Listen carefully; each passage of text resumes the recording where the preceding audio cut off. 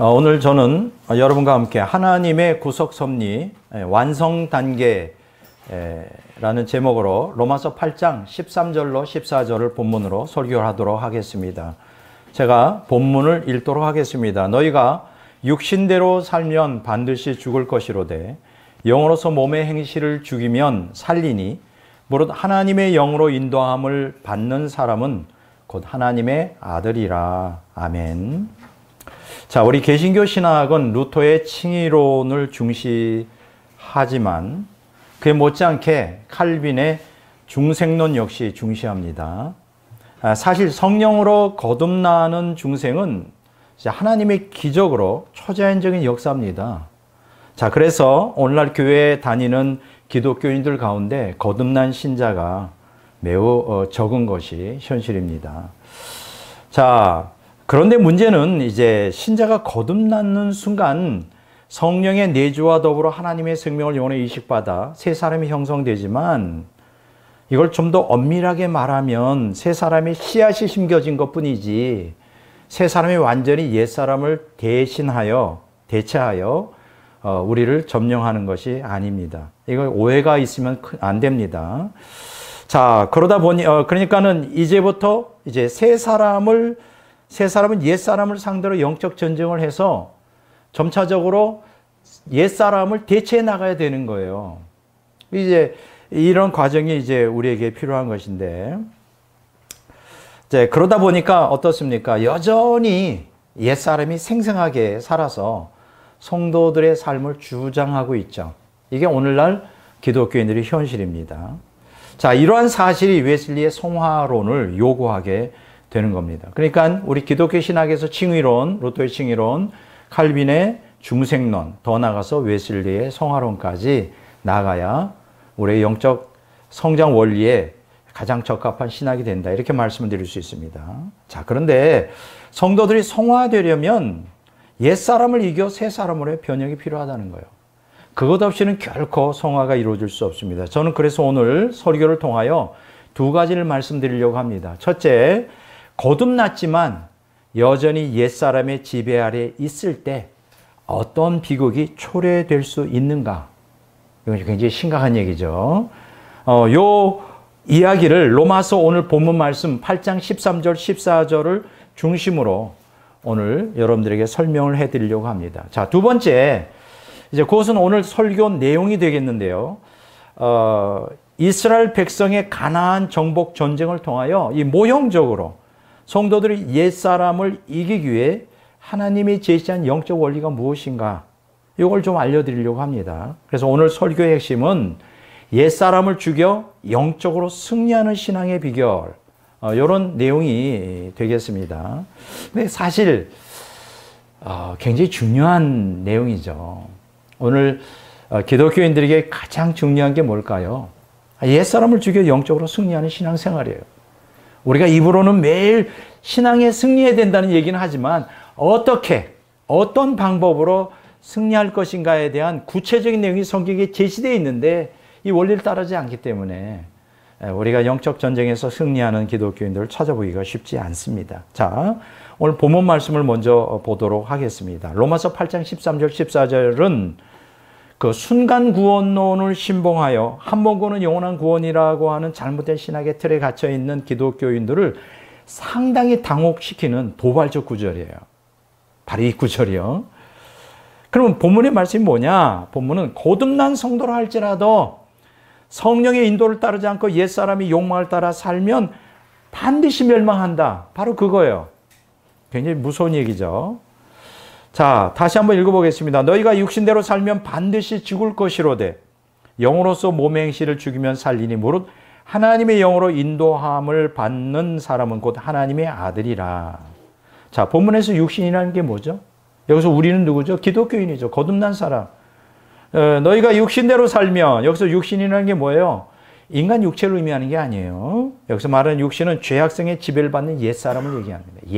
옛사람. 그리고 본문대에서 보면 육신대로 살면, 이게 무슨 뜻이죠? 옛사람이 욕망을 따라 죄 가운데 살면, 이런 뜻이에요. 그렇게 되면 어떻게 된다고요? 반드시 죽을 것이로되. 이게 무슨 뜻이죠? 틀림없이 죽는다. 그럼 여기서 말하는 죽음이라는 게 육체적 죽음인가요? 아니죠. 존 머레이라고 하는 그 성서학자에 의하면 이 말을 반드시 죽는다는 말은 하나님으로부터 영혼이 분리되는 둘째 사망, 곧 불못에 떨어져 멸망하는 것을 의미한다. 요한계시록 20장 14절에 나오죠. 그걸 함축하고 있다는 거예요. 자, 그러니까 우리 그리스도인들이 육신의 욕망을 따라 살면 반드시 멸망의 지옥 간다. 이거 무서운 얘기 아닙니까? 제 얘기가 아니에요. 성경에 기록된 말씀입니다. 자, 한편 본문에서 보면 영으로서 몸의 행실을 죽이면 살리니. 자, 여기서 사는 내용을 제시해주고 있어요. 어떻게 우리가 살 수 있을까? 뭐 영적인 것에 관심 없고 뭐 지옥 가기로 작정한 사람들은 이거 전혀 이 설교가 어필되지 않지만 그래도 야, 나는 절대로 어떤 일이 있어도 지옥은 가고 싶지 않아. 저는 그게 굉장히 강하거든요. 어떤 일이 있어도 지옥 가면 안 돼. 왜냐면 제가 지옥이 있다는 걸 알거든요. 뭐 지옥이 없으면야 뭐 지옥이 뭐가 두렵겠어요. 근데 제가 하나님도 계시고 성경이 진리고 지옥이 있다는 걸 너무나 알기 때문에 어떤 일이 있어도 지옥 가면 안 된다. 그래서 저 같은 사람에게는 이 설교가 너무나 중요한 거겠죠. 자, 어떻게 하면 지옥 가지 않는다고요? 영으로서 몸의 행실을 죽이면 살리니. 자, 이게 무슨 뜻일까요? 영으로서 몸의 행실을 죽이면 살리니. 이 말은 성령으로 옛사람의 본성에서 나오는 행실을 그대로 방치하지 않고 죽이면, 내버려두지 않고 죽이면 하나님의 생명을 이 땅에 누리다가 천국에 들어가 영생을 하게 될 것이다. 이런 얘기예요. 자, 그러니까 로마서 8장 13절의 오늘 본문 말씀은 옛사람을 죽일 수 있는 방법을 우리에게 제시하고 있는 거예요. 그러니까 어떤 면에서는 유일한 방법입니다. 이것 말고는 다른 방법이 없어요. 그게 뭐라고요? 성령을 따라가는 것이다. 그게 이제 로마서 8장 14절 A번에, 그러니까 13절에 영을 따르는 것에 대해서 구체적으로 설명해 주는 내용이 바로 14절에 나오는데 그게 뭐냐? 영을 따르는 게 하나님의 영으로 인도함을 받는 것, 이렇게 설명해 주고 있어요. 친절하게. 아, 성령님, 하나님의 영, 성령님으로 인도함을 받는 것이구나. 아, 그러면 성령의 인도를 따라 살면 우리가 멸망하지 않고 생명을 누리고 천국에 들어갈 수 있겠구나. 근데 여기서 재밌는 게 있어요. 인도함을 받는 이라고 하는 이 단어가 현재 수동태로 쓰여 있어요. 아, 그러니까 이게 무슨 얘기냐면 한 번 받는 게 아니라 항상 성령의 이끌림을 받는 것을 얘기합니다. 항상 성령님의 이끌림을 받는 걸 얘기해요. 자, 그러니까 이 말은 무슨 얘기냐? 성령에 기꺼이 복종하여 성령의 말씀을 통하여 무엇을 지시하고 어디로 이끄시는지 따라가는 거예요. 성령이 이렇게 하라면 이렇게 하고 저렇게 하라면 저렇게 하고 성령이 이것을 하라면 하고 저것을 하면 하라고. 어떤 사람은 그럴 거예요. 아, 이거 어떻게 매일 하나님의 성령 음성을 듣습니까? 아, 하나님께서 이렇게 가르쳐 주시면 좋겠어요. 오늘 아침에 무슨 밥을 먹어라. 음식을 뭘 먹어라. 라면을 먹을까? 아니면 밥을 먹을까? 뭐 냉면을 먹을까? 국수 먹을까? 이렇게 이런 얘기하는 게 아니에요. 아무나 드세요. 아무나 원하는 대로. 그거는 마음대로 해도 돼요. 성령께서 말씀에 기록된 말씀이 있어요. 그게 성령의 말씀이에요. 우리는 하나님 말씀을 그냥 도외시하고 그냥 어떤 특별한 뭐 음성을 매일 듣고자 하는 분들이 있는데 이게 아니에요, 이게. 우리가 성령을 따라간다는 거는 뭐예요? 말씀을 따라간다는 거예요. 자, 그러면 성경에 뭐가 기록되어 있습니까? 옛사람의 본성이 기록되어 있죠. 미움, 증오, 탐심, 속임, 원한, 음란, 거짓, 위선, 그 외에도 수없이 많은 옛사람에 속한 이 죄악된 성품들, 이 악한 것들, 이것들을 단호히 거절하라는 거예요. 누가? 성령께서 그렇게 말씀하시는 거예요. 그럼 어떻게 될까요? 성령의 조명하시는 말씀을 순종하면 되죠. 이 세 사람의 본성이 나오는 게 뭐예요? 의, 경건, 진실, 온유, 인내, 긍휼, 자비, 사랑.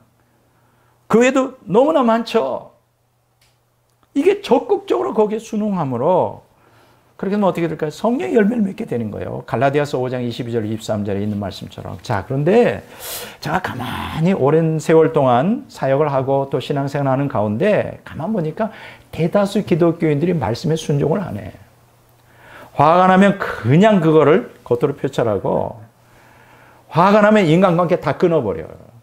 그리고 그날부터 원수가 돼요. 그게 뭐 불신자라면 그럴 수도 있겠지만 신자가 그런 일들을 해요. 신자가. 그 뭐요? 하나님 말씀에 순종하는 거예요. 그 뭐요? 성령 인도를 따르지 않는 거예요. 그러니까 난 여러분들에게 권면드립니다. 여러분들이 성령 인도를 따라가고 싶어요. 말씀에 귀를 기울이세요. 하나님 말씀이 뭐라고 말씀하시는지, 하나님 말씀이 하라고 하면 하고 하지 말라면 하지 마요. 그런데 우리가 말씀에 머리는 있는데, 말씀에 머리는 기억하고 있는데 이게 기억이 안 나. 결정적으로 우리의 실전의 삶 속에서 우리가 결단을 해야 될 때, 우리가 선택을 해야 되는데 이 말씀이 기억이 안 나고 옛사람의 욕망에 완전히 지배를 받으면 그 말씀들이 하나도 기억이 안 나. 하나도 기억이 안 나고. 왜 기억이 안 날까? 옛사람이 나를 주도하니까. 여러분들이 정말로 하나님의 뜻을 따라가기를 원합니까? 그러면 말씀을, 우리가 읽은 말씀들이 생각나게 해요. 자꾸만. 제 경우를 보니까 끊임없이 말씀하셔요. 그러면 이렇게 얘기해요. 백 목사는 뭔가 신적 계시, 막 특별한 은총 받은 거예요. 특별한 은총 하나도 없어요.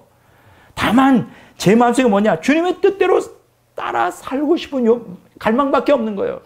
그렇게 되면 어떻게 되느냐? 하나님이 가르쳐 주셔요, 말씀으로.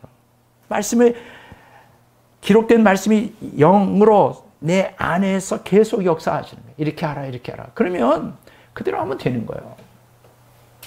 근데 대다수 기독교인들이 그 말씀을 들으려고 하잖아. 무지하지. 무지하면 어떻게 될까요?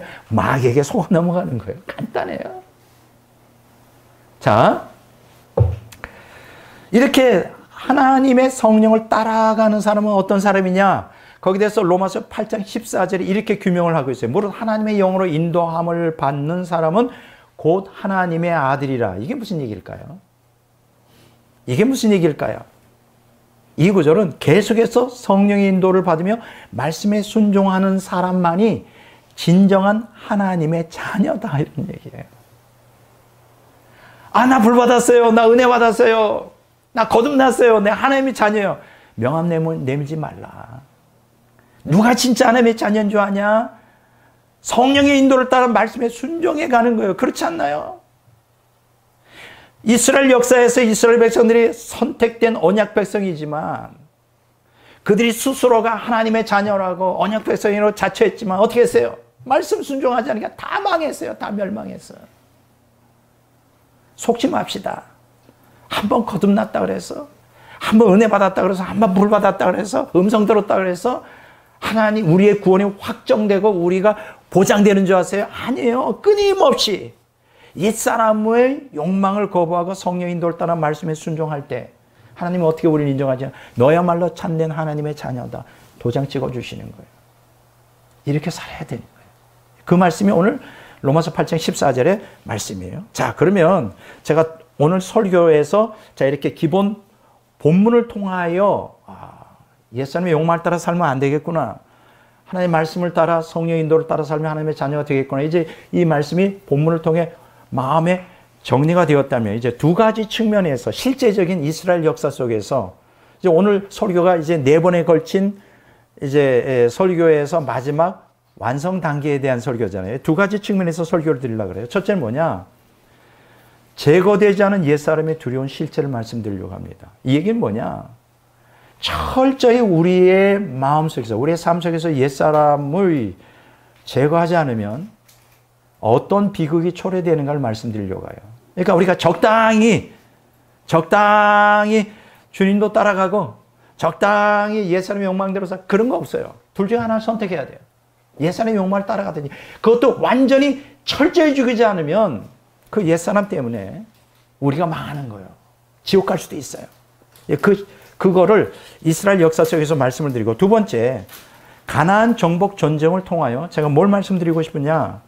이 가나안 정복 전쟁이 주로 신명기에서 그 원리를 제시해주고 그 다음에 여호수아에서 그걸 그대로 신명기를 따라 실행하는 영적 원리를 가르쳐 주는데, 옛사람 죽이기의 영적 원리가 오늘 이제 가나안 정복 전쟁의 핵심이 되겠어요. 궁금하죠? 옛사람 죽이기의 영적 원리가 기록되어 있다. 어디에? 신명기하고 그걸 실천한 여호수아서에. 이제 그걸 오늘 두 가지를 중심으로 설교를 하려고 합니다. 첫째 뭐냐? 제거되지 않은 옛사람의 두려운 실체를 말씀드리려고 해요. 자, 출애굽 제2세대가 주도하고 있는 민수기 21장에 25장에 보면 가나안 땅 들어가기 전 일입니다. 오랜 광야 생활에서 이 출애굽 제2세대는 어땠을까요? 하나님의 말씀에 순종하는 훈련을 철저히 받았죠. 40년 동안.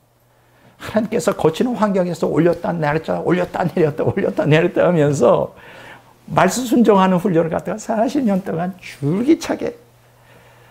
근데 제 출애굽 제1세대는 말을 안 들으니까 다 망하고 출애굽 2세대가 중심이 돼서 그 훈련을 받으며 철저히 훈련 받았고, 두 번째는 뭐예요? 성막 가운데 임자하여 계신 성령의 인도를 따르는 훈련을 철저히 받았어요. 그냥 눈에 보여요. 그냥 성막에 하나님의 영광이 임하고 성령의 불이 임해가지고 그들을 그냥 그 인도해 주는 그 임재를 철저히 경험했어요. 자, 그런데 보세요. 이렇게 오랜 세월 동안 말씀 순종과 하나님의 성령의 인도를 따르는 훈련을 받았는데요.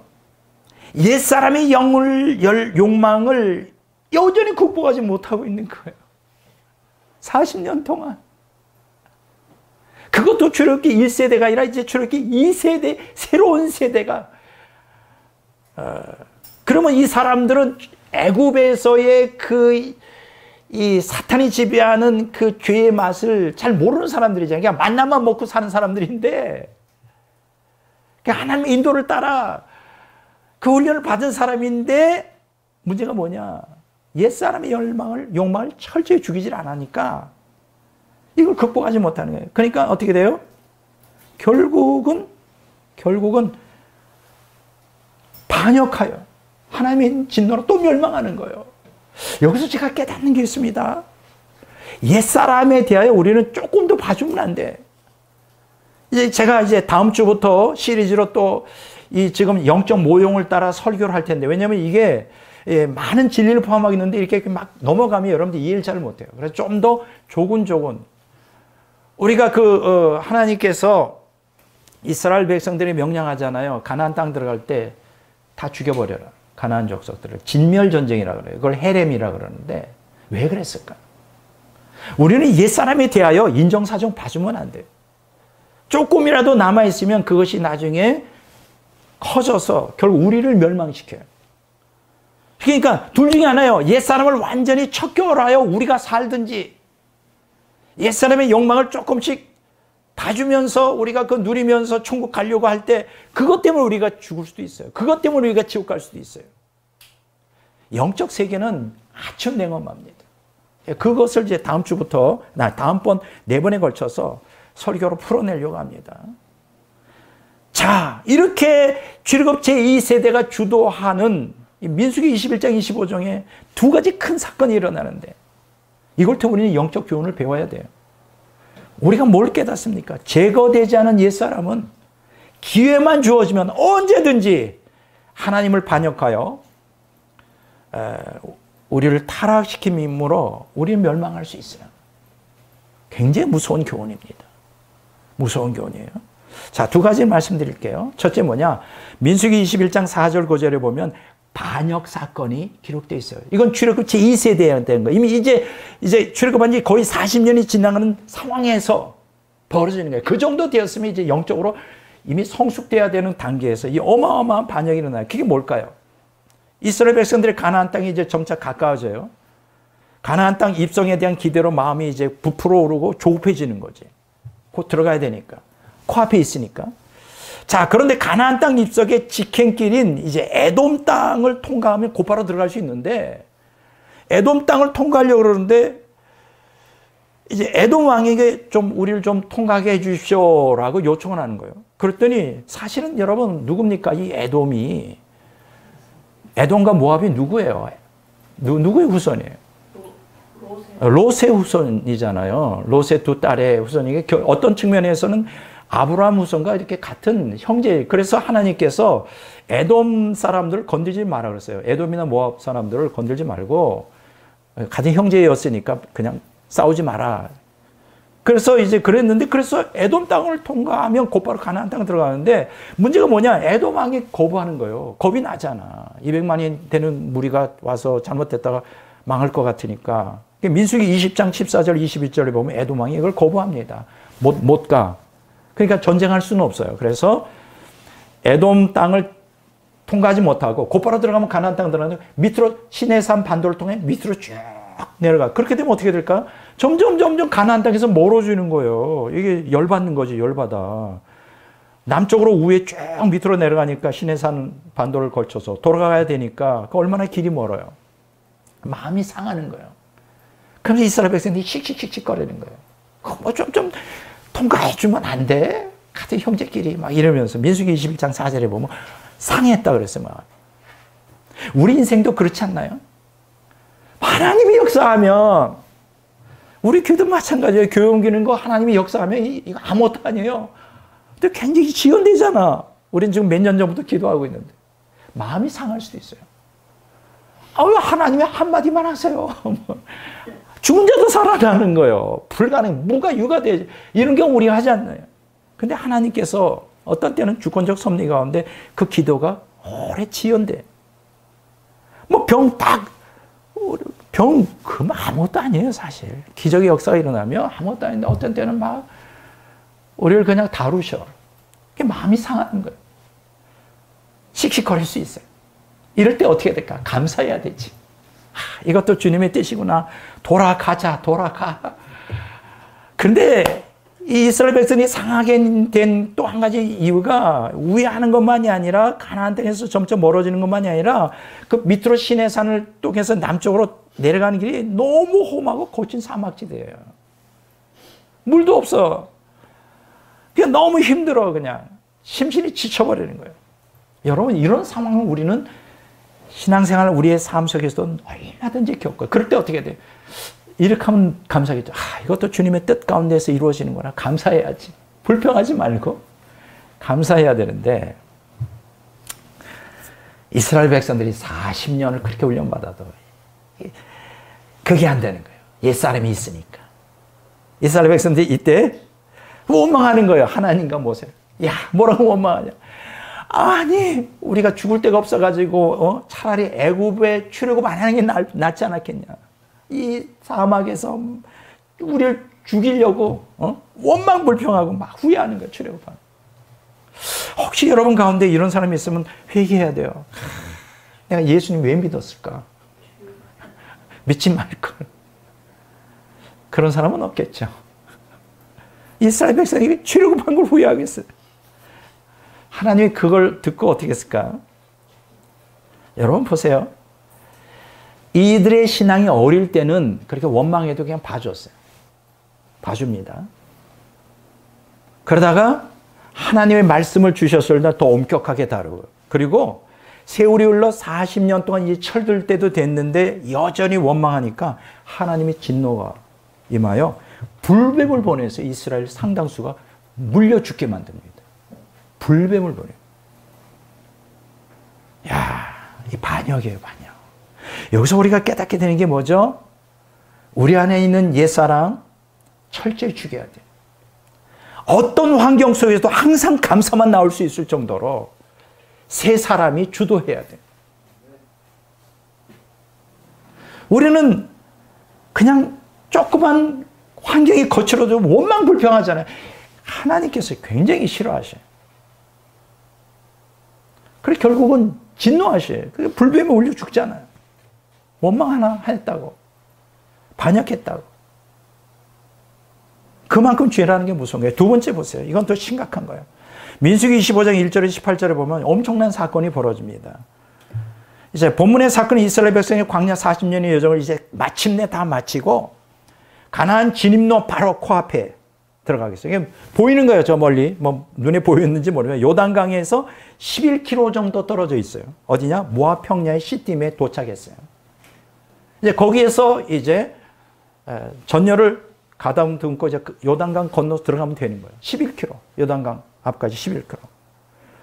근데 이제 정복을 준비하는 과정인데 이 이스라엘 백성이 이곳에서 상당 기간 머물러 있었습니다. 상당 기간. 모압 평지에서. 그렇지 않겠어요? 준비도 해야 되고 여러 가지. 그런데 이제 문제가 되는 게 뭐냐면 이곳에 이 거주민이 있는데 모압 사람들인데 그중에 모압 여자들이 눈에 띈 거예요. 굉장히 이뻤나 봐. 뭐 그렇겠지. 광야에서 40년 동안 만나만 먹고 그냥 뭐 하나 뭐 여자들이 자기 옆에 보면 자기 동족 여자들 보면 정말 거지 같고. 근데 이 모압 여자들은 이렇게 막 윤이 쫙 나고 막 이쁘고 그러니까 막 마음이 끌려가지고 또 모압 여인들이 또 이스라엘 사람들하고 이렇게 해서 음행을 하기 시작한 거예요. 음행을. 자, 그런데 거기서 끝나지 않습니다. 이 여자들이 자기 신들에게 제사할 때 그 이스라엘 남자들 끌어들여서 같이 제사하도록 해요. 근데 기가 막힌 거 아니에요? 여러분 출애굽기 32장에 보면 이스라엘 백성들이 가나안에 출애굽해서 얼마 되지 않았을 때 금송아지 맞는 거는 아직 뭐 철도 없고 이제 얼마 되지 않았으니까 이해가 된다. 이때는 벌써 40년 동안 훈련 받았는데 여전히 이 음행에 끌리고 이 바알보올이라는 우상숭배를 하는 거예요. 우상숭배. 이 옛사람의 이 욕망이 얼마나 무서운 거냐. 예. 우상숭배에 동참하는 거예요. 이스라엘 뭐 젊은 청년들이겠죠. 어떻게 됐을까요? 하나님의 진노가 무섭게 임해서 이스라엘 백성 2만 4천 명을 죽습니다. 아마 음행에 동참한 사람들이 아닐까. 이 정도 숫자가 2만 4천 명. 민수기 25장 9절에 나와요. 이 바로 바알볼 음행 사건은 더 우리에게 충격 주는 이유가 뭐냐면 출애굽 제1세대의 가데스 바네아 반역 사건으로 출애굽 제1세대가 거의 사멸한 당시, 그러니까 출애굽 제2세대가 주도하던 상황에서 민수기 32장 11절에서 15절에 보면 출애굽 제1세대가 주도하는 상황에서 발생한 사건이에요. 여러분 여기서 우리가 깨닫게 되는 게 뭐냐? 자신의 옛사람에 대해서 확신하면 안 돼요. 내가 이 정도 영적으로 훈련했고 언행 심사를 갖다가 말씀에 철저히 순종하는 삶을 살았고 이제는 안심이야. 여러분 조심하세요. 언제나 이 옛사람을 경계해야 돼요. 영적으로 어느 정도 성숙한 사람, 신앙생활 오래 한 사람들은 이제 교회 생활에 익숙해지다 보니까 자기는 어떤 죄를 범할 수 있는 또 옛사람의 욕망에 따라 좌지우지 안 될 거라고 생각하면 안 돼요. 철저히 옛사람이 제거되지 않은 상황에서는 이런 어마어마한 반역과 음행이 일어날 수 있어요. 이것 때문에 하나님의 진노가 임하고 망하는 거예요. 항상 우리는 이 죄를 두려워할 줄 알아야 돼요. 옛사람의 실체를 정확하게 인식하면서 두려워할 줄 알아야 돼요. 언제든지 망할 수가 있다. 자, 그러면 이러한 그 제거되지 않은 옛사람의 두려운 실제를 말씀을 드리고 두 번째 이제 오늘 가나안 정복 전쟁에 대해서 말씀드리겠습니다. 그 신명기에 모세가 죽기 전에 가나안 제2세대에게 말씀을 하고 그 다음에 그것에 따라 여호수아서에 보면 가나안 정복 전쟁을 하는데 그 원리가 뭐냐? 모형적 원리가 옛사람 죽이기의 영적 원리예요. 궁금하지 않아요? 어떻게 하면 옛사람을 죽일 수 있을까? 자, 신명기는 이스라엘 백성이 가나안 정복 전쟁에서 승리할 수 있는 방법을 구체적으로 가르쳐주고 있어요. 이것을 모형적으로 우리에게 적용하면 신명기는 옛사람 죽이기의 영적 원리를 기록하고 있다 이렇게 볼 수 있습니다. 그런 측면에서 저는 신명기가 굉장히 중요한 책이라고 봅니다. 한번 읽어보세요. 신명기는 가나안 땅 정복을 위한 출발지인 모압 평야에서 모세가 죽음을 앞에 두고 출애굽 제2세대에게 하나님의 말씀을 기억하라. 이게 첫 번째 주제고요. 두 번째, 하나님의 말씀에 순종하라. 이 두 가지가 핵심 진리예요. 뭐라고요? 신명기에서는 두 가지를 말씀드리는데 하나님의 말씀을 기억하라. 두 번째, 하나님의 말씀을 순종하라. 이 두 가지가 신명기가 가르치는 핵심이라고요. 그리고 이 신명기의 교훈을 따라 이제 여호수아를 중심으로 하여 그대로 적용해서 가나안 정복을 해 나가죠. 그게 여호수아서죠. 그래서 신명기와 여호수아서는 서로 뗄래야 뗄 수 없는 관계를 갖고 있는 거예요. 자, 그러면 이 여호수아서를 중심으로 신명기와 여호수아서를 중심으로 네 가지 측면에서 어떻게 하면 옛사람을 죽일 수 있는가를 말씀드리려고 해요. 네 가지 측면에서. 첫째 뭐냐? 옛사람 죽이기의 약속이에요. 자, 하나님은 가나안 땅을 이스라엘 백성에 주시겠다고 여러 군데에서 약속하십니다. 신명기 1장 8절에 제가 읽습니다. 내가 너희의 조상 아브라함과 이삭과 야곱에게 맹세하여 그들과 그들의 후손에게 주리라 한 땅이 너희 앞에 있으니 들어가서 들어가서 그 땅을 차지할지니라. 들어가서 그 땅을 차지하라. 그러니까 가나안 7족은 이제 죄악성을 얘기하는 것이고요. 그들이 섬기던 우상은 이 타락한 부패한 정욕을 얘기하는 거. 이 자세한 건 제가 다음번 설교에 모형적 진리를 따라 설명을 하겠습니다. 어쨌든 가나안은 따놓은 당상이에요. 가나안 정복은 이미 따놓은 당상이에요. 왜 그럴까? 하나님이 이미 약속을 했어요. 아브라함과 이삭과 야곱에게. 우리 것이 될 수 있는 거예요. 하나님이 약속했기 때문에. 우리가 옛사람을 죽이게 약속은 이미 받은 거예요. 하나님 그렇게 선포하셨다고. 내가 이렇게 하라는 대로 하면 이미 나는 너희를 옛사람을 정복할 수 있는 약속을 했어. 반드시 이루어질 수 있어. 그러면 우리는 어떻게 될까? 확신을 가져야 되겠지. 아, 나는 옛사람이 이길 수 없어. 내가 이 세상에 살아가는 동안 아무리 은혜 받고 볼 받아도 끊임없이 실패해. 이렇게 하지 말라는 거예요. 정복할 수 있어요, 가나안. 우리 옛사람은 정복할 수 있는 거예요. 믿으셔야 된다는 거예요. 약속에 서야 돼. 우리가 약속 위에 서야 되는 거예요. 약속 위에. 자, 이것이 옛사람 죽이기에 가장 기본적인 우리의 신앙의 자세예요. 말씀 위에 서서 그 말씀의 약속을 붙들어라 이거예요. 갈라디아서 2장 20절에 보면 이런 말씀이 있어요. 내가 그리스도와 함께 십자가에 못 박혀 죽었나니 그런 적이 이제는 내가 산 것이 아니오 오직 내 안에 그리스도께서 사신 것이라. 내가 옛사람이 죽었다는 거예요. 선포해야 돼. 나는 죽었구나. 쌩쌩하게 내가 살아있어. 나는 죽었다. 선포하는 거예요. 믿음으로. 갈라디아서 5장 24절에 그리스도 예수의 사람들은 육체와 함께 그 정욕과 탐심을 십자가에 못 박았느니라 선포하는 거예요. 왜냐하면 그렇게 약속했으니까. 로마서 6장 3절에서 8절을 자세히 나중에 보시기 바랍니다. 자, 이제 하나님의 약속을 받았어요. 그럼 그냥 저절로 주어질까? 하나님께서 가나안 땅을 이스라엘 백성에게 약속을 했으니까 그냥 들어가기만 하면 그냥 되는 거예요? 아니죠. 어떻게 해요? 우리가 잘 아시는 대로 여호수아서에 보면 영적 전쟁, 가나안 정복 전쟁을 해야 돼요. 이미 약속은 받았지만 그게 옛사람 죽이기의 특성이에요. 이미 우리는 옛사람은 죽었다고 선언하지만 실제적으로 격렬하게 정복해 나가야 돼. 이게 놀라워요. 자, 첫 번째, 정복 전쟁을 치러야 된다. 전쟁이에요, 전쟁. 여러분들 기억하십시오. 옛사람 죽이는 거 호로하지 않습니다. 격렬한 전쟁이 필요합니다. 민수기 33장 52절 53절, 여호수아서 11장 23절에 보면 나와요. 이걸 이제 디모데후서 4장 7절 8절에 보면 바울 사도가 믿음의 선한 싸움이라고 그래요. 오늘 그리스도인들은 이 땅에 살아가는 동안 믿음의 선한 싸움을 싸워야 돼요. 영적 전쟁을 해야 돼요. 아, 난 싸우는 거 싫어요. 절대로 우리가 옛사람 이길 수 없습니다. 싸워야 돼요. 싸워야 돼요. 정복 전쟁을 치러야 돼요. 두 번째, 이거 굉장히 중요한데 정복 전쟁을 치르는 데 있어서 가장 중요한 요소가 뭐냐? 가나안 족속을 진멸해야 돼요. 다 죽여버려야 돼요. 자, 이 문제에 대해서는 제가 다음번 설교에서 제가 다뤄볼까 합니다. 이걸 여호와 전쟁이라고 그래요. 헤렘이라 그럽니다. 헤렘, 진멸 전쟁이에요. 신명기 7장 1절 6절, 16절, 20장 16절 18절. 자, 한번 읽어볼까요? 신명기 7장 25절 26절에 보면 이렇게 말씀하셨어요.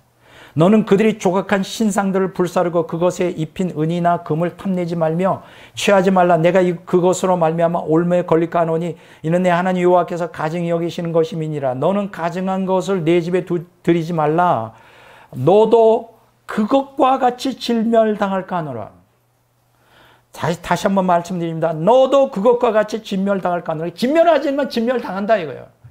정복전쟁에서 승리하지 않으면 정복당한다 이거예요. 이거 굉장히 중요한 거예요, 여러분. 오늘 영적 전쟁을 우습게 생각하는데 절대 그렇지 않아요. 신앙은 그렇게 우스운 게 아닙니다. 신앙에서 승리하려면 정복해야 돼요. 누구를? 옛사람을 정복해야 되는데 옛사람을 정복하지 않으면 옛사람의 우리에게 정복당해 우리는 망합니다. 둘 중에 하나예요, 선택. 공존이 있을 수가 없어요, 공존이. 굉장히 중요합니다. 너도 그것과 같이 진멸당할까 하노라. 너는 그것을 멀리하며 심히 미워라. 그것은 진멸당할 것임이니라. 보세요. 진멸당할 것임이니라. 민수기 33장 55절 56절, 여호수아서 23장 12절 13절, 사사기 2장 1절 4절에 보면 나와요. 나중에 다시 이 문제에 대해서 깊이 다루겠습니다. 나중에. 오늘 그냥 넘어갑니다. 자, 세 번째 뭐냐? 옛사람 죽이기의 방법이에요. 방법은 어떻게 할까? 두 가지를 말씀하셨어요. 첫째 뭐냐? 가나안 7족은 이스라엘 백성보다 강하다. 충격이죠. 아니, 하나님께서 가나안 땅을 정복하라고 뭐 그것까지는 이해가 돼요. 근데 우리가 맞서 싸워서 정복해야 될 그 적이 우리보다 더 강해. 그럼 끝난 거 아니야? 우리가 어떻게 이겨? 그렇잖아요. 이길 수 없죠. 그렇잖아요. 근데 웃기는 게 뭐냐면 이 사실을 민수기 28장 33절에 보면 이스라엘 백성이 이걸 인정해요. 우리는 그들 앞에 메뚜기 같아. 우리 못 싸워. 여러분, 당연하죠. 이스라엘 백성들이 뭐 갖고 있는 무기가 뭐가 돼 있어요? 뭐 농기계 밖에 더 있겠어요? 그것도 뭐 가나안 땅은요 철기 문명이에요. 철기 문명. 블레셋 족속들이 그때 이미 이 전차를 운영하고 철기 문명을 아니 여러분 청동기 문명하고 철기 문명은 다르죠. 청동기보다 철기가 더 강하잖아요. 뭐 싸워 이기지 못해요. 그게 팩트예요. 이스라엘 백성이 그걸 인정해. 근데 웃기는 게 뭐냐면 하나님도 그걸 인정해. 신명기 4장 38절, 7장 1절, 9장 1절에 6절에 보면 뭐라고 말씀하냐. 너희들이 가나안 땅에 들어가서 싸워야 될 전쟁 대상이 너희보다 강한 민족이다 고 여러 번 얘기하셔요. 아니 그럼 게임 끝난 거 아니에요. 그걸 못하러 우리보다 힘센 족속을 하나님이 다 죽이면 모를까 우리 보고 싸워 이기라는 거예요. 이게 말이 되냐. 그런데요 여기 놀라운 비결이 있습니다. 바로 이걸 붙드세요. 뭐냐. 가나안 7족은 이스라엘 백성보다 강하지만 두 번째 이스라엘 백성이 하나님 말씀에 순종하면 이게 포인트예요. 능히 승리할 수 있다. 이거예요. 이게 오늘 그리스도인들이 꼭 붙잡아야 될 옛사람을 상대로 싸워 이길 수 있는 절대적인 말씀이에요. 이스라엘 백성이 하나님 말씀에 순종만 하면 승리할 수 있어. 비록 너희의 적들이 강하지만 너희보다 말씀에 순종해. 하나님 뜻에 순종하면 이길 수 있어. 신명기 11장 22절에 24절, 여호수아서 23장 9절에 10절에 보면 나와요. 그 외에도 굉장히 많이 나와요. 말씀 순종이에요. 포인트는 여러분. 말씀 순종이에요. 우리가 우리 안에 있는 옛사람 이길 수 있어요? 절대 못 이깁니다. 어떤 사람이 이렇게 생각해요. 내 의지를 이겨보자. 절대요. 여러분 인간이라는 존재는 인간의 이성이나 의지보다 더 강한 게 뭔지 알아요? 부패한 정욕이에요. 이게 확 끌어오르면요. 이성적으로 마비가 돼버려요. 의지 마비가 돼버려요. 실제입니다.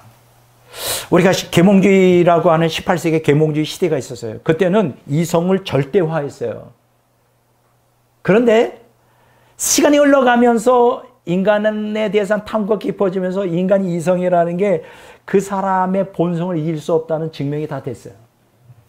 여러분 어떻게 생각하세요? 여러분 이성적인 판단하여 선과 옳고 그름을 해서 여러분들이 그걸 결단해 나갈 수 있을 것 같습니까? 절대 그렇지 않아요. 내 안에 있는 부패한 정욕이 강하게 하면 이성 다 마비돼요. 의지 다 없어집니다. 그만큼 부패한 정욕이 무서운 거예요. 그런데 어쨌든 가나안 7족 이스라엘 백성이 이길 수 없어요. 딱 이길 수 있는 방법 하나 말씀에 순종하면 된다. 승리합니다. 이게 포인트예요. 순종하세요.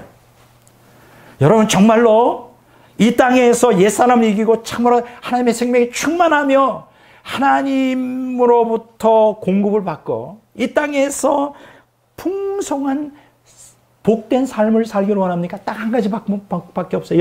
여러분의 이성과 의지로 세상을 이길 수 있을 것 같아요? 옛사람을 이길 수 있을 것 같아요? 사탄을 이길 수 있을 것 같아요?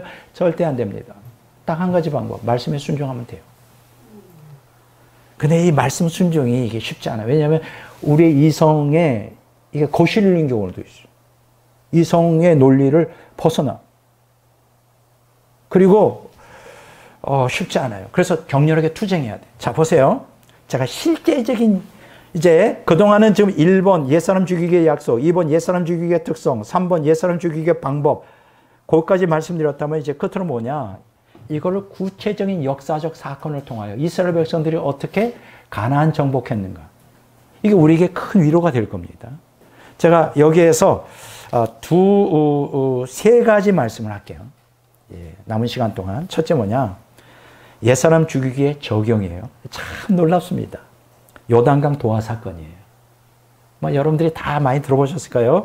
여호수아서 3장 1절에서 17절에 보면 기록에 나와 있는데, 자, 하나님께서 이제 이스라엘 백성들이 이제 요단강 앞에 딱 다 모였어요. 그래서 이제, 근데 요단강을 건널 수 없는 거예요. 건널 수 없어요. 근데 요단강이 갈라져야 건널 거 아니에요. 기적을 나타내기 전에 하나님께서 이스라엘 백성들이 뭐를 명령했느냐면 성결하라고 합니다. 이게 아주 포인트예요. 여러분들이 기적을 경험하기를 원합니까? 성결해야 돼요. 성결. 더러운 것들을 다 청산해야 돼요. 그러면 기적을 경험할 수 있어요. 제 말대로 해보세요. 여호수아서 3장 5절에 이렇게 말씀하십니다. 여호수아가 또 백성에게 이르되 너희는 자신을 성결하게 하라. 여호와께서 내일 너희 가운데 기이한 일들을 행하시리라. 여러분, 우리가 예수 믿는 거는 우리가 합리적으로 논리적으로 살아가는 게 아니에요. 정말로 이 거칠고 험한 이 세상 속에서 날마다 하나님의 기이한 일들을 경험하기를 원하십니까? 하나님 뜻대로 해야지. 하나님대로 해야 돼요. 뭐예요? 성결하면 돼요. 성결해 보세요. 기이한 일을 행하시리라. 자, 이스라엘 백성이 여기에 순종합니다. 성결하게, 자기 정결하게 한 다음에, 자, 그 다음에 어떻게 됐을까요? 하나님의 명령에 순종하여 이제 언약궤를 맨 제사장들이 강물에 발을 들여놓습니다. 명령 그렇게 해요. 여러분, 출애굽기 15장, 14장에 보면 무슨 사건이 일어나죠? 홍해가 갈라지는 때는 어떻게 됐어요? 막 거대한 홍해가 앞에 있고 뒤에는 이제 애국 군대가 막 죽이겠다 쫓아오는데 모세가 지팡이를 딱 드니까 쫙 열렸죠. 그때는 믿음이 약했으니까. 모세가 주도했습니다. 이번에는 그래도 40년 지났잖아요. 어떻게 해요? 하나님 뭐라고 명령해요? 제사장들이 이제 언약궤를 딱 메고 그냥 들어가. 믿음으로 그냥 요단강 들어가. 근데 놀라운 게 딱 첫 발을 갖다가 요단강 물에 딱 접하는 순간 쫙 갈라진. 와, 멋있어. 야, 기이한 일이 일어나는 거예요. 여러분, 기적은 하나님이 행하십니다. 그러나 우리가 해야 될 게 뭐예요? 성결하면 돼요. 하나님의 기적을 보기를 원합니까? 성결해 보세요. 그럼 이렇게 말할까요? 아, 나는 성결이 안 돼요. 노력해야죠. 왜 안 돼? 아니, 성이라도 보여보라고. 금식도 좀 하고, 이를 악물고 죄를 싸워 한번 이겨보려고. 그걸 보면 기적이 일어나는 거예요. 완전해서 우리가 하나님이 기적을 베푸십니까? 물이 쫙 흘러지는 거예요. 자, 그런데 보세요. 이스라엘 백성이 요단강 건널 때 많은 비와 레바논 및 헤르몬 산으로 흘러내리는 물을 인하여 범람하던 시기예요. 이때가. 이스라엘 백성이 요단강 건널 때가 물이 많은 때가 아니에요. 물론 여러분 지금 요단강 가보면 어떤 때는 그냥 개울물처럼 그냥 건널 수 있어요. 그런데 이때 이스라엘 백성이 건넜던 그 바로 요단강은 찰랑찰랑 차던 시대예요.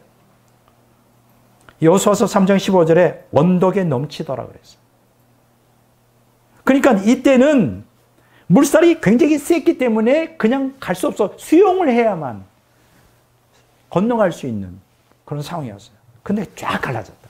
역대상 12장 15절에 보면 그게 나와요. 여러분, 하나님 말씀에 순종하니까 역사가 일어나는 거예요. 이걸 통해 우리가 깨닫게 되는 게 뭐예요? 하나님의 기적은 성결과 믿음이다. 딱 두 개요. 성결, 믿음. 그러면 역사가 일어나는 겁니다. 그 여러분들 삶에 한번 적용해 보세요. 자, 이제 두 번째 이제 딱 요단강 건너자마자 맞닥뜨린 게 바로 여리고성 정복 사건인데 그 사이에 두 가지 우리의 관심을 끄는 두 가지 사건을 먼저 말씀드리려고 합니다. 첫째는 뭐냐? 여호수아서 5장 2절에서 9절에 보면 길갈에서 이스라엘 백성의 할례 사건이 나옵니다. 이게 뭘까요? 하나님께서 우리에게 성별을 강조해 주는 거예요. 성별. 이스라엘 백성이 길갈에 이르렀을 때 하나님의 명령을 따라 할례산에서 할례를 받았습니다. 이때 여호와께서 여호수아에게 이르되 내가 오늘 애굽의 수치를 너희에게서 떠나가게 하였다. 여호수아서 5장 9절에 나와요. 애굽의 수치가 도대체 뭡니까? 모형적으로 보면 옛사람과 그 행위예요. 그러니까 할례를 받았다는 것은 옛사람과 그 행위를 벗겠다는 결단인 거예요. 결단. 여러분 그 소원을 갖고 있습니까? 여러분 이 인생 사는 게 너무 힘들어요? 한번 해보세요. 옛사람과 그 행위를 먼저 벗어버리겠다 결단. 할례를 받아보라. 할례. 몸의 할례를 얘기하는 게 마음의 할례. 골로새서 3장 9절에 옛사람과 그 행위. 하나님은 성별을 원하세요. 성별. 거룩하게 분리되는 거. 하나님 백성이 하나님 백성답기를 원한다는 거예요. 세상 사람 방법대로 살려고 하지 마세요. 그러니까 평생 힘든 거예요. 평생 힘들 수 있어요. 성별되길 원해요. 하나님 백성은 하나님 백성답게 말씀에 순종하며 살아보세요. 아무리 거친 환경 속에서도 승리하고 이기고 충만한 은혜를 받아요. 복을 받으며 살 수 있어요. 진짜입니다. 제가 거짓말하는 거 아니에요. 한번 해보시라고. 길갈에서 이스라엘 백성이 할례. 두 번째 사건이 있어요. 여호수아서 5장 13절에 15절에 보면 칼을 든 여호와의 군대 장관을 대면합니다. 여호수아가. 이게 무슨 사건이야? 여호수아가 이제 여리고를 향해 가잖아요. 여리고성을 향해 나가게 여리고로 가까이 이르렀는데 딱 문을 들어보니까 칼을 빼든 구척에 한 사람이 딱 서 있는 거예요. 칼을 빼들고 있어요. 근데 자신을 뭐라고 소개하느냐면 여호와의 군대 대장이라고 하는 거예요. 그러면서 이분이 뭐라고 또 요구하느냐 여호수아에게. 너 선 곳이 거룩하니 발에서 신을 벗으라. 뭐 이상한 얘기하는 거예요. 출애굽기 3장 5절. 어디서 많이 들은 것 같죠? 모세가 시내산에서 가시떨기에 현시된 여호와의 사자 하나님의 음성이 들리는데 하나님이 뭐라 그래요? 이곳은 거룩한 곳이다. 내 발에 신을 벗으라. 똑같은 얘기 하셔요. 누가? 여호와의 군대 장관이. 그러면 이분은 도대체 누굴까? 성육신 이전의 예수 그리스도예요. 하나님이시죠. 예수 그리스도가 너 선 곳은 거룩하니 발을 벗어라. 발에서 신을 벗어라. 여호수아가 그대로 순종하여 엎드려 절하면서 신을 벗고 엎드렸어요. 여기서 신을 벗는다는 게 뭘까요? 여기서 말하는 신이 뭘까요? 벗어야 될 신? 하나님의 거룩과 상반되는 거예요. 세속적 생활을 상징하는 거예요. 세속적 방식을 버리고 하나님 방식을 따르라. 신을 벗는 거. 여러분 이 신이라는 게 뭐예요? 항상 이 땅에 발을 딛고 더럽잖아. 우리가 살아가는 세상 방식이 세속적 방식이 하나님 방식과는 다른 거예요. 이제는 좀 하나님 방식대로 살아. 그거지. 여러분 오늘 그리스도인들이 이 땅에서 승리할 수 있는 건 딱 한 가지 방법밖에 없어요. 세상 방식대로 살면 100% 패배합니다. 근데 참 가만 보면 많은 기독교인들이 세상 사람 방식대로 살아가요. 왜냐하면 우리를 속이거든. 이렇게 투자했더니 이렇게 돈을 벌었어. 이렇게 살았더니 너무나 풍요로운 삶에 그거 다 거짓이라고. 우리는 우리 방식대로 살아야 돼. 뭐 하나님 백성답게 살아야 돼요. 하나님의 방식, 세속적 방식이 아니라 거룩한 방식으로 살면 그게 답답해 보입니까? 그게 우리를 행복하게 하고 그게 우리 인생을 성공하게 하고 그게 하나님의 기적을 경험하게 하는 놀라운 방책이라고. 왜 그걸 안 하냐? 예수님을 믿은 지 수십 년 지나도 똑같이 바뀌지 않는 게 세속적 방식으로 하나님 방식대로 한번 해보라고요. 곧 기적을 경험하리라. 곧 기적을 경험하는 거예요. 이 칼을 빼든 여호와의 군대 장관이 바로 그것을 교훈해 주고 있어요. 자, 이제 준비가 됐어요. 제가 두 가지를 말씀드렸죠. 그 여리고성 정복 전에 길갈에서 이스라엘 백성이 할례를 받은 거. 성별이에요. 이건 구별된 백성이라는 얘기고, 칼을 든 여호와의 군대 장관인 것은 이거는 세속적 방식을 버리는 거예요. 하나님의 백성답게 살아가는 교훈이죠. 그렇게 딱 하고 뭐가 일어납니까? 두 번째 여리고성 정복 사건이 일어납니다. 여호수아서 6장 1절에 27절에 보면 나와요. 자, 이스라엘 백성들이 이제 요단강을 건너 첫 번째 공격 목표가 여리고성 정복이죠. 그런데 참 놀라워요. 너무 신기해. 너무 어이가 없어. 하나님께서 여리고성 공격 전략으로 제시한 방법이 인간의 이성적 합리성을 뛰어넘는 거예요. 이게 이해가 잘 안 되는 거예요. 자, 한번 볼까요? 어떻게 했느냐? 제사장들이 나팔을 맨 앞쪽, 그러니까 이제 여리고성을 중심으로 이제 한 바퀴 도는데 제사장들이 먼저 쭉 도열을 해가지고 나팔을 불어. 그것도 조용히 가는 거 아니야. 다 들으라고. 그러면 여리고성 백성들이 성루로 올라와서 저것들 뭐야? 저것들 뭐야? 아, 어디서 놀던 거짓대들이야? 그러면서 저것들 뭐 하는 짓이지? 나팔 불어. 그리고 그 뒤에 언약궤가 이제 또 딱 메고 가요. 아, 이건 뭐야? 종교 행사야? 아, 좀 뭐 하러 온 거예요? 뭐 하러 온 거예요? 쫙. 그렇게 이스라엘 백성이 그 뒤로 비무장 상태로 또 따라가. 그렇게 하루에 한 번씩 돌아. 그래서 하루, 이틀, 3일, 6일까지 하루에 한 번씩 그런 식으로 돌고 제7일에 7번 돌았다 그랬어요. 그리고 큰 소리로 외칠 때 여리고성이 무너졌다 그랬어요. 하나님의 명령대로. 아니 이게 무슨 전쟁이야? 이해가 안 되죠. 이 사건이 우리에게 교훈하는 바가 뭡니까? 세속적 방식으로 하지 말라는 거예요. 하나님이 하라는 대로 하면 영광을 보고 기이한 일들을 경험하게 돼요. 바로 이거예요. 여리고성 정복 사건이. 하나님의 기적은 인간 방법이 아니라 하나님의 뜻에 철저히 순종할 때, 그게 어떤 때는 인간의 이성적 합리성을 뛰어넘어요. 도대체 이거 미친 짓이야. 그냥 순종하는 거예요. 그랬을 때 승리했어요. 똑같습니다. 옛사람의 정복 역시 하나님 말씀에 철저히 순종할 때 이게 가능한 거예요. 난 여러분들에게 말씀드립니다. 왜 예수님 믿으면서 왜 복된 삶을 살지 못하는 거야? 왜 항상 걱정, 근심, 항상 그 세상 사람들 방식대로 살았기 때문에요. 내가 확실히 말씀드릴 수 있어요. 우리는 그런 사람들 따라가면 안 돼요. 하나님 방식대로 살아가요. 성공과 행복이 우리에게 있습니다. 그 신명기가 약속하는 거예요. 신명기가.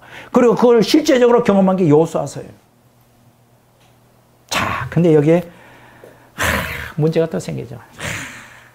세 번째, 아간의 범죄 사건이 기록되어 있어요. 여호수아서 7장 1절에 6절에 보면 여호수아서 6장에서 함락된 여리고성은 매우 견고하고 큰 성읍이었어요.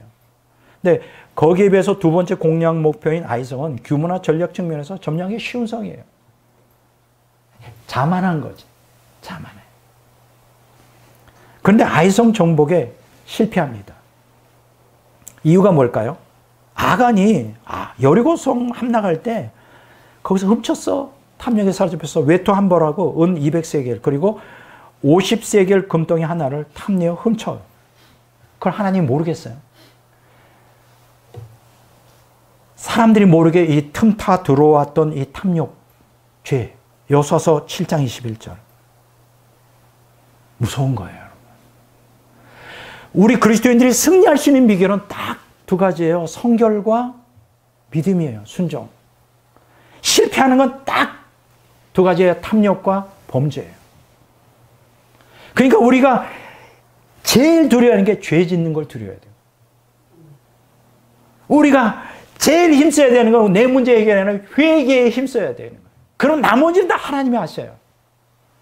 가나안 7족을 이스라엘 백성들이 능력에서 정복한 게 아니라고. 이 원리를 좀 우리 그리스도인들이 좀 알았으면 좋겠어요. 그래서 어떻게 했어요? 하나님 명령하죠. 아간과 그의 온 가족 아골 골짜기를 끌고서 돌로 다 쳐 죽입니다. 여호수아서 7장 24절 26절. 무섭죠. 돌로 쳐 죽여요. 이 죄의 결과죠. 이렇게 하나님 앞에서 아간의 죄를 척결한 이스라엘 백성들은 어떻게 됐을까요? 여호수아서 8장에 보면 하나님의 능력으로 아이성을 쉽게 함락해 버립니다. 쉽게 함락해요. 이 사건이 우리에게 시사하는 바가 뭐죠? 하나님의 기적을 경험하고 싶습니까? 죄를 철저히 회개하고 하나님 앞에 정결해야 돼요. 정결해야 돼요. 정결. 이와 마찬가지로 옛사람을 이길 수 있는 유일한 방법 역시 죄의 회개예요. 옛사람을 이기고 싶습니까? 하나님 이제 다시는 죄에 얽매이고 싶지 않아요. 난 이것 때문에 내 마음이 지옥입니다.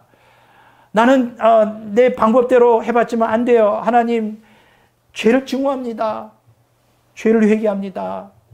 하나님 은혜를 부어주신 능력 주셔서 이 죄에서 벗어나게 도와주십시오. 간절히 기도할 수는 있잖아요. 그럼 하나님의 은혜가 능력에 임해서 옛사람을 이기게 하셔요. 이거 제가 경험한 거예요. 이 회개 없이 우리는 옛사람의 집에서 결코 벗어날 수 없어요.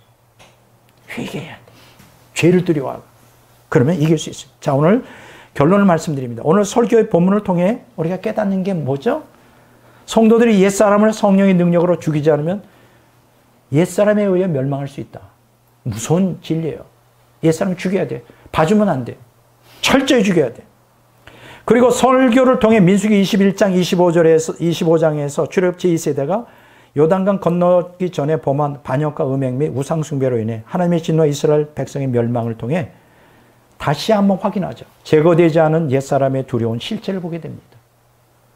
그리고 여호수아서, 신명기와 여호수아서의 가나안 정복 전쟁은 모형적으로 뭘 가르치죠? 옛사람을 죽이기 위한 구체적 방법을 하나님 우리에게 제시하죠.